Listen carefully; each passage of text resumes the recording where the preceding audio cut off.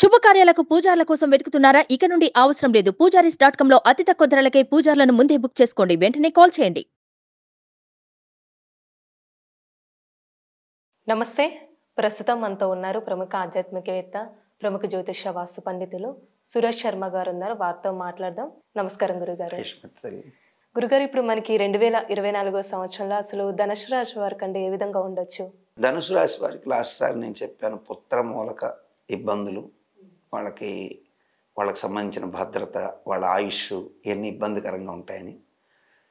ఆ తర్వాత అటువంటి ఫోన్ కాల్స్ కూడా ఎదుర్కొన్నానని చెప్పాను మీకు ఆల్రెడీ.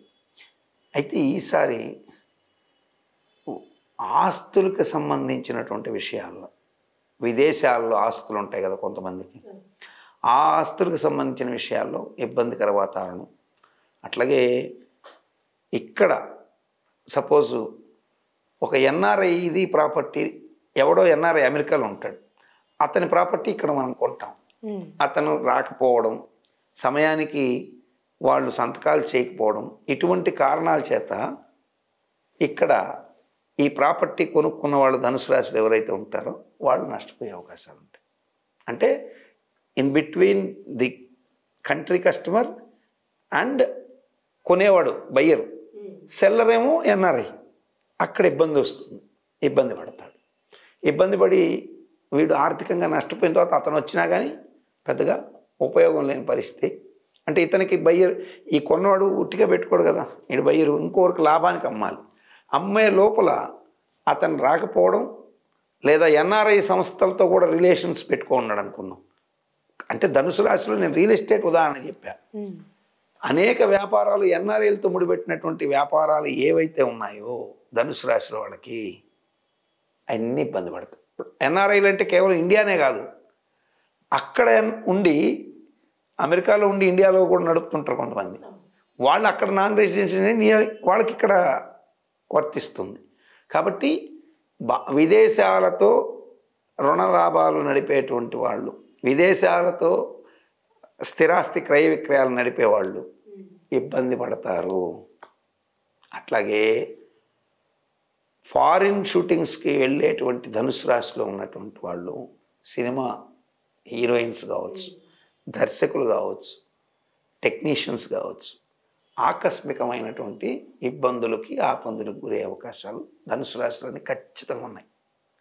ఈ ధనుసు రాశిలో వాళ్ళు అక్కడికి వెళ్ళినప్పుడు వైరల్ ఇంపాక్ట్ కావడము, హెల్త్ ప్రాబ్లము, లేకపోతే ఆ రోజు నేను చెప్పాను సంవత్సర ఫలితంలో కుజుడి యొక్క గ్రహస్థితి బట్టి యుద్ధం లాంటిది టెంపరీగా ఒక చోట ఇరుక్కోపోవడము, వైరల్ ఇంపాక్ట్ లాంటి, కుజుడు రోగకారకుడు కూడా కాబట్టి, రుణకారకుడు రోగకారకుడు కాబట్టి, నేను 2030 వరకు కరోనా లాంటి విపత్తులు వెంటాడుతుంటాయని చెప్పేసి ఉన్నా, ఎప్పుడు 2020లోనే. సో కాబట్టి అటువంటి విపత్తులు వెంటాడుతున్నప్పుడు ఏదన్నా వైరల్ ఎఫెక్ట్ లాంటివి జరిగి ఆ దేశంలో వీళ్ళు రాలేని పరిస్థితి ఇరుక్కోపోవడం, ఇట్లాంటివి జరిగే అవకాశాలు ఎక్కువగా ఉంటాయి. అట్ ది సేమ్ టైం ఈ రాశిలో బాగా లబ్ధి పొందేవాళ్ళు ఎవరంటే ఆడిటింగ్ వ్యవస్థలు నడుపుతున్నటువంటి వాళ్ళు. అంటే కంపెనీకి లెక్కలు రాసేటువంటి సిఏలు, అంగడి లెక్కలు రాసుకునేటువంటి మామూలు చిరు గుమాస్తాలు, అండ్ న్యాయవాద వృత్తిలో ఉన్నవాళ్ళు, లాయర్స్ బాగా లబ్ధి పొందుతారు. కేసులు ఎక్కువ అవుతాయి, వీళ్ళకి లాభం వచ్చే అవకాశాలు ఉండొచ్చు, వాట్ ఎవర్ మేబీ. సో లాయర్లు బాగా లబ్ధి పొందుతారు. అట్లాగే వీళ్ళు సాఫ్ట్వేర్ వాళ్ళకి మిడిల్గా ఉంటుంది, అంత యోగం ఉండదు, అట్టని అవయోగం కూడా ఉండదు, మామూలుగా సాగిపోతుంటుంది.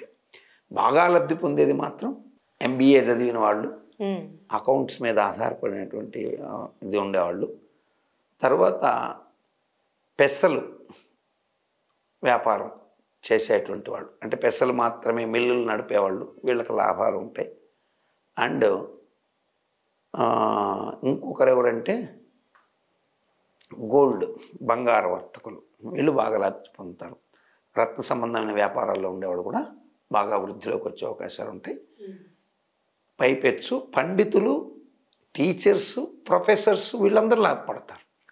కాబట్టి వీళ్ళందరికీ యోగాభివృద్ధి ఉంది, టీచర్లకు లాభాభివృద్ధి ఉంది, ప్రొఫెసర్స్కి బాగుంది, పండితులు, జ్యోతిష్య పండితులు కావచ్చు, పురోహితులు కావచ్చు, వీళ్ళందరికీ యోగం ఉంది. అయితే ఈ మిగతా వాళ్ళకి మాత్రమే అటువంటి ఇబ్బంది ఉంది. వీళ్ళు ఏంటంటే దీనికి తగిన పరిహార మార్గాల్ని వాళ్ళ వాళ్ళ వ్యక్తిగత జాతకాలను కూడా చూపించుకొని చేయించుకోవాల్సిందే తప్ప ఏదో చిన్నపాటి పరిహారాల కింద నేను చెప్పలేను.